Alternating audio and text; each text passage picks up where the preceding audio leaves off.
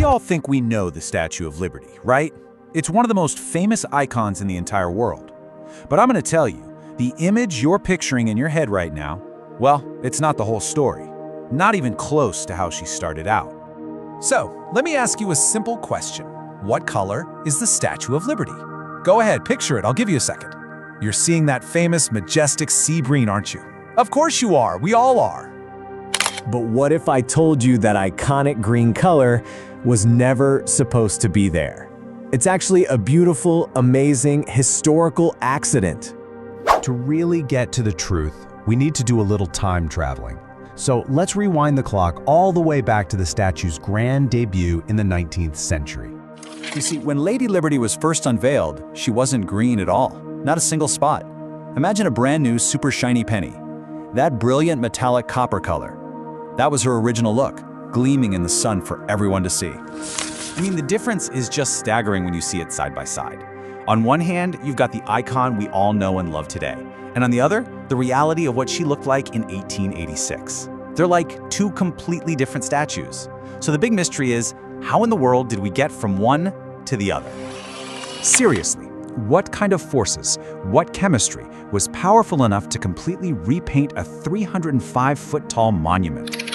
Well, the answer isn't paint or some special dye. It's actually a totally natural process, a kind of slow-motion chemical reaction that played out over decades, right in front of everybody's eyes. The key sciencey term here is oxidation. And don't worry, it's pretty simple. It's just what happens when the copper skin of the statue got exposed to the air. The copper started to react with all the oxygen, and that's the chemical handshake that kicked off the whole color change. Now, this didn't happen overnight. It was a whole process, in stages. First, that shiny copper started to get darker, turning into a dull brown as the oxygen did its thing. Then, as years and years of rain and air pollution got involved, that famous green layer, it's called a patina, finally started to form and eventually cover the entire surface. And believe me, this process was slow. I mean, really slow.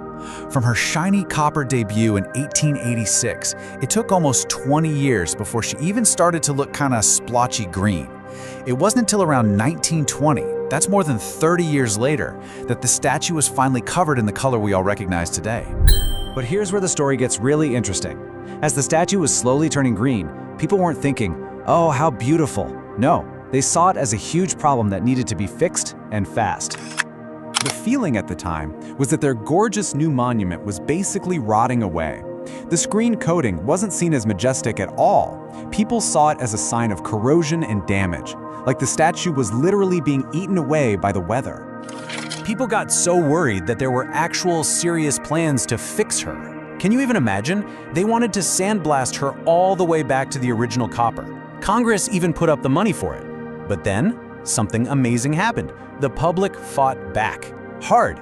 And at the same time, experts stepped in and pointed out that this green layer wasn't hurting the statue, it was helping it. Because that green layer, the patina, it's not a sign of decay at all. It's a natural shield. It's this incredibly tough, stable coating that forms on the outside and protects the raw copper underneath from any more corrosion. It's almost like the statue grew its own suit of armor. And this quote just captures that shift in thinking perfectly.